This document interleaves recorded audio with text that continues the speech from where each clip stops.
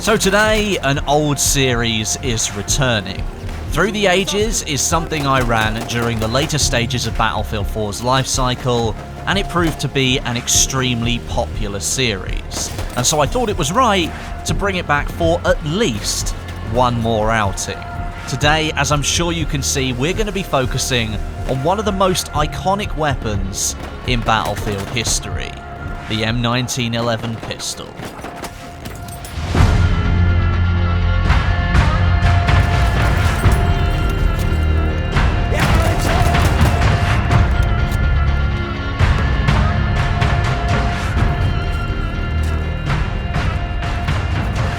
The M1911 is one of those extremely special weapons in the Battlefield series because it's featured in almost every title for the last 15 years, and it's likely one of the most instantly recognizable sidearms in the world.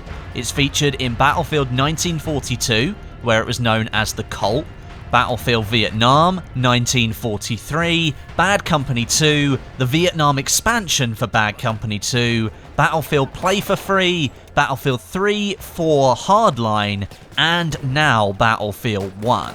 It's notably missing from Battlefield 2, however, one of the defining games from the Refractor engine era. But let's take a look at our first game of the episode, and introduce you to probably the hand cannon version of the 1911 in Battlefield from Bad Company 2.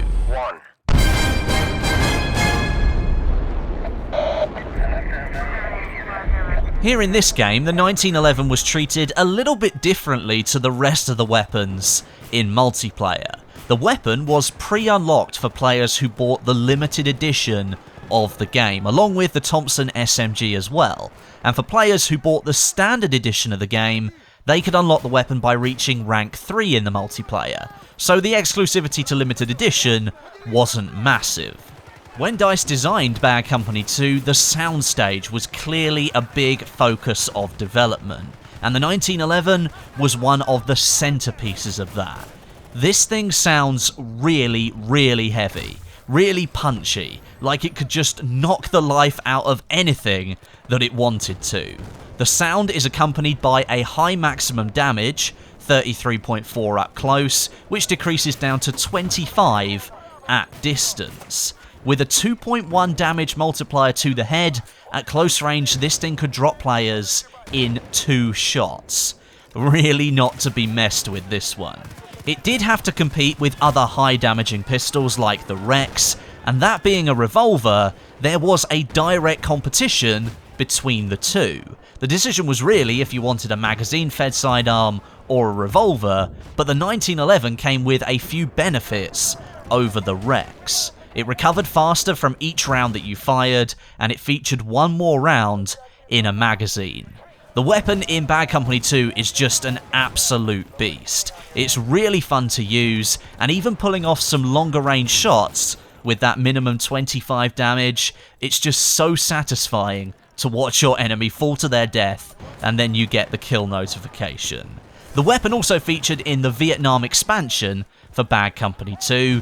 It was essentially the same weapon, it operated and performed in exactly the same way as the base game, but it came in a different set of clothes. It was essentially the one from the base game, but it was a little bit more battle-scarred than the one back there. Moving on from Bad Company 2, it's time to jump forward a year or so, in game terms, and enter one of the landmark titles of the franchise, Battlefield 3.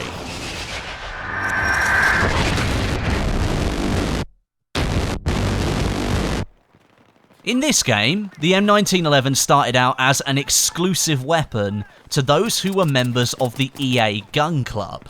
Even I didn't remember that, and it came in a few different variants. That's right, Battlefield 3 sidearms are handled similarly to how Battlefield 1 handles its primary weapons. We had the standard, which was just a naked 1911, no attachments on it, the tactical, which included a tac light on it, the suppressed variant, which had a suppressor on it, and the S-tac, which was a variant that featured both the suppressor and the tac light combined. This last variant was reserved as a developer-only option for most of the game's life, but it was finally handed out with the last DLC called Endgame if you completed the All About Precision assignment. Now, a little bit of a fact here, Battlefield 3's Endgame, even though it says it was developed by DICE, and I have no doubt that some of the DICE developers did indeed work on it, it was actually developed by Visceral Games, as a sort of test to see if that team had what it took to make a Battlefield game. And of course, as we know, a few years later, they developed Battlefield Hardline. Compared to Bad Company 2, the M1911, in my opinion, took a significant downgrade in its presence and its impact within the game engine. We moved from the World War II style model in Bad Company 2 onto a model that resembles the Marines' Force Recon M45. In my opinion, that was a visual downgrade, but it does fit better within the graphical realms of Battlefield 3. It doesn't stick out like a sore thumb. But overall, it just lost a lot of its presence. It lost some of the magic that it had in Bad Company 2. But if we look at the statistics, I think it still packs quite a punch. A maximum damage of 34 meant it retained that two-shot kill potential from Bad Company 2, and that's a claim that no other magazine-fed sidearm in Battlefield 3 can hold on to. All of the other magazine-fed sidearms in the game needed 2 headshots in a row to take down a player, whereas the 1911 needed only 1 headshot and another body shot as a follow-up. We know that that is going to be much easier for you to accomplish. It's time to move on now though, moving from Battlefield 3 to Battlefield 4. If the change between Bad Company 2 and Battlefield 3 was one of the bigger ones for the 1911, here in Battlefield 4, the weapon didn't appear to be too different. If we take a closer look though, there are some changes. The 1911 in this game resembles the Vickers Tactical Custom model, as opposed to the M45 Marine in Battlefield 3. And although it's still a much more modern look than the older World War II version in Battlefield Bad Company 2, the gun, I feel, does have a little bit more presence in Battlefield 4. The Vickers Tactical Custom was also used in Battlefield Hardline, and a lesser known fact, the weapon model, I believe, came from Medal of Honor Warfighter, which was another Frostbite title developed by Danger Close. Most of the developers have moved on from that studio once it was shut down, and a lot of them initially moved to DICE LA. The gun is somewhat more powerful in Battlefield 4 than it was in the previous games, although its damage changes don't make too much of a difference overall. It can still offer a 3-shot kill at close ranges, a 2-shot kill if you hit in the headshot and the body, but that's exactly the same as Battlefield 3. So what's the difference? There is a slightly higher maximum damage in Battlefield 4, and the weapon can reach out a little bit further than it could in Battlefield 3.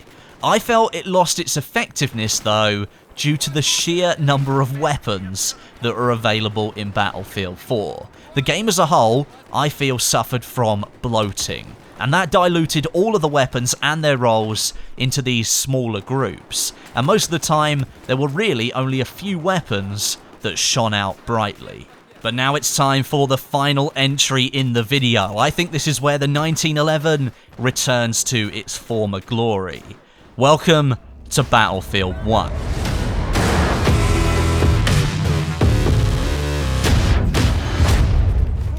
Here in Battlefield 1, there are 5 different variants of the M1911. First one is a silence variant, and that can only be used in the single player. Then we have the standard 1911, and that's the variant that you can apply lots of different weapon skins to. Then we have the Hellfighter, which came as a pre-order bonus and has the words Men of Bronze etched into the side of it, but it performs exactly the same as the standard 1911. Then we have the Doughboy, which is an exclusive version only available to buyers of the collection edition of the game, which has this ivory handle on it. Looks really nice, but performs exactly the same as the standard version. And finally, the Extended, which is a tanker pilot weapon. The in-game description ties in nicely with how I think this weapon is actually portrayed in Battlefield 1. A true legendary handgun, the M1911 is widely considered the greatest semi-automatic pistol ever made. It's one of the handguns that's been selected to be available to all classes in Battlefield 1. There are a few other weapons which are locked away into specific classes. It's also widely considered to be one of the best handguns that you can choose in the game when you look at its statistics. Rate of fire, damage, magazine capacity, and recoil. It's very easy to manage on all of those. It's got a good rate of fire and a high damage model. It did receive a small nerf just after launch, which dropped its max damage from 34 to 33, and that moved it from being a 3-shot kill at close range to a 4-shot kill. And this was to bring it more into line with some of the other magazine pistols in the game. It was competing too much with the revolvers, which clearly should have the damage advantage. For me, the standard 1911 dressed in its legendary skin called the Man-Stopper is arguably one of the best looking weapons in the entire game, and it makes me really happy to see that so much emphasis went on this weapon in Battlefield 1. Bad Company 2 for me was the last time the weapon really got that feeling right, but I think it's very much back in business here in Battlefield 1. So there you go, an updated look at the 1911 through the ages of the Battlefield franchise. I wonder if the next title in the series will feature it again. I only think it's right that they go ahead and do that. Thank you very much for watching. Let me know what you think of the 1911 down below in the comments section. And if you want to see some more episodes of Through the Ages that I've made in the past, I'll link the playlist down in the description for you. But until next time, my name is Westie, and I'll catch you guys in the next video.